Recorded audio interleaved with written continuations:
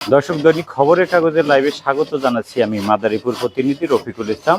আপনাদের আজকে একটু জানানোর চেষ্টা করব যে বর্ষা মৌসুমে কিন্তু দেশের বিভিন্ন চর অঞ্চলের মতো মাদারীপুরের বিভিন্ন চর অঞ্চল এলাকায় কিন্তু নৌকা বানানোর কারিগররা ব্যস্ত সময় পার করছে।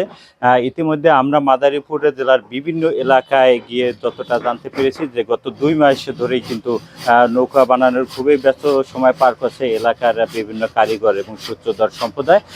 তারা কিন্তু অনেকেই আমাদের জানিয়েছেন যে বিগত বছরের মতো এবার কিন্তু তেমন নৌকার চাহিদা নেই, কারণ এই মাদারীপুরের বিভিন্ন উপজেলায় কিন্তু রাস্তাঘাট হয় এবং নদী এবং খাল বিল ভরাট হয়ে যাওয়ায় কিন্তু নৌকার চাহিদা অনেক কম। আমরা এমনটাই কিন্তু মানুষের সাথে আলাপ করে জানতে পেরেছি। আমরা জেলার বিভিন্ন এলাকায়, বিশেষ করে শিবচর উপজেলার বিভিন্ন চর অঞ্চলে, যেমন মাতবরের চর, কাঁঠালবাড়ি, সন্ন্যাসীর চর, চরদানাজাত, এসব এলাকায় কিন্তু পদ্মা নদীর পারে হয়। এইসব এলাকায় কিন্তু এখনও নৌকার চাহিদা রয়েছে।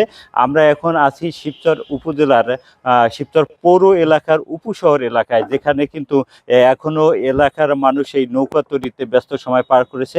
আমরা এলাকার যে কারিগর তাদের সাথে কথা বলে জানতে পেরেছি যে তারা জানিয়েছেন যে এই এলাকায় প্রায় 200 শতাধিক ঘরের এই সূত্রধর পরিবার, অর্থাৎ এই কারিগররা, তারা এই নৌকা বানানোর সাথে সংযুক্ত ছিল।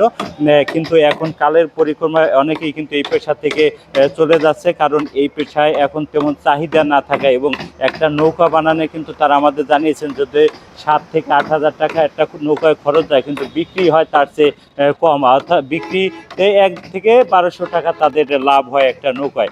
এ দিয়ে তাদের অনেকে পোষায় না, এবং তাদের পরিবারের লোকজন কিন্তু অনেকে এই পেশা থেকে এখন বিমুখ হয়ে অন্য পেশায় চলে যাচ্ছে, কারণ এখানে খরচ বেশি, আয় কম। এমনটাই কিন্তু তারা অনেকেই আমরা আলোচনা করে তাদের সাথে আমরা কথা বলে জানতে পেরেছি। আমরা এখন কথা বলবো এই এলাকার একজন কারিগররা, যিনি দীর্ঘ 30 বছর ধরে এই নৌকা বানানোর সাথেই জড়িত। ভাই, আপনার নাম পরিচয় দিয়ে একটু কথা বলবেন। আমার নাম জগদীশ সূত্রধর। কত বছর ধরে আপনি আমি এই কাজ করি? প্রায় 40 বছর। আচ্ছা, এখন আপনি একটু বলেন যে আপনাদের এইখান থেকে কেমন আয় হয়, খরচ কেমন যায়? আমাদের একটা নৌকায় প্রায় 7,000 টাকা খরচ হয়। এখন ব্যস্ত হয় 6,000 টাকা, 5,000 টাকা। অনেক চলার মতো কোনো সিস্টেম নাই। হ্যাঁ, নদী নালা নাই, পানি নাই। নৌকা গতবার কেমন চলছিল, আর এবার গতবার নৌকা নিচের পক্ষে 250 থেকে 300 নৌকা বানাইছে, এবার 100 নৌকাও বানাইতে পারিনি। এর কারণ কি? কারণ নাই, পানি নাই, রাস্তাঘাট হয়ে গেছে, নদী নালা নাই, এই কারণ। আচ্ছা, এখন আপনারা কি চান? এখন সরকার থেকে যদি আমাকে একটু অনুদান করে, তাহলে আমরা ব্যবসাটা ঠিকই রাখতে পারবো, নাহলে আমাকে এই ব্যবসা ছাইড়ে দিতে হবে। একটা নৌকায় কেমন লাভ হয়? যদি বিক্রি হইতো তাহলে একটা নৌকা 2000, যদি আগের মতো গতবারের মতো চাকরিতে থাকতো, তাহলে একটা নৌকা 2000 টাকা মজুরি বাদও 2000 টাকা ব্যবসা হইতো।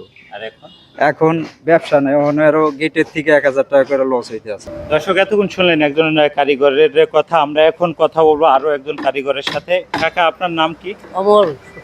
কত বছর ধরে আপনি এই সাথে জড়িত আছেন? এর সাথে অনেক বসে আর কি। একটা নৌকা বানাইতে কি রকম খরচ যায়? এরকম কত খরচ যায়? প্রায় 27,000 টাকা খরচ দেবো। এতে আপনাদের কত লাভ থাকে একটা নৌকা? আমার কাছে 1,000 টাকার মতো লাভ থাকে। আচ্ছা, একটা নৌকা বানাইতে কতদিন লাগে? 3 দিন লাগে। 3 দিনে 1,1200 টাকায়, মানে 300 টাকা দৈনিক আয়। এতে আপনাদের অনেক কষ্ট হয় নাকি? হ্যাঁ, কষ্ট হয়। এই আপনাদের বাপ দাদারা এই পেশায় ছিল, এখন কি আপনারা আছেন? আপনাদের ছেলেরাও কি এখানে আছে? এখানে নাই বর্তমানে। তারা এখান থেকে চলে গেছে? হ্যাঁ। কেন চলে গেল? চলে গেলে আয় কম হয়। কম হয়। সরকারের কাছে আপনাদের দাবি কি? সরকারের দাবি যে আমাদের রোজ যদি বাড়ায়, লোকে যদি বেশি দাম হয়, দর্শক, এতক্ষণ শুনলেন মাদারীপুরের শিবচর উপজেলার শিবচর পৌর এলাকার উপশহর এলাকার কয়েকজন কারিগরের সাথে, যারা নৌকা বানানোর ব্যস্ত সময় পার করছে। এমন সময় কিন্তু আমরা এসেছি এখানে। তারা কিন্তু আমাদের জানিয়েছে যে তাদের নৌকায় এখন আর তেমন চাহিদা নেই, কারণ নদী নালা খাল বিল শুকিয়ে গেছে বা ভরাট হয়ে গেছে, আবার রাস্তাঘাট হয়ে গেছে, এই কারণেই নাই।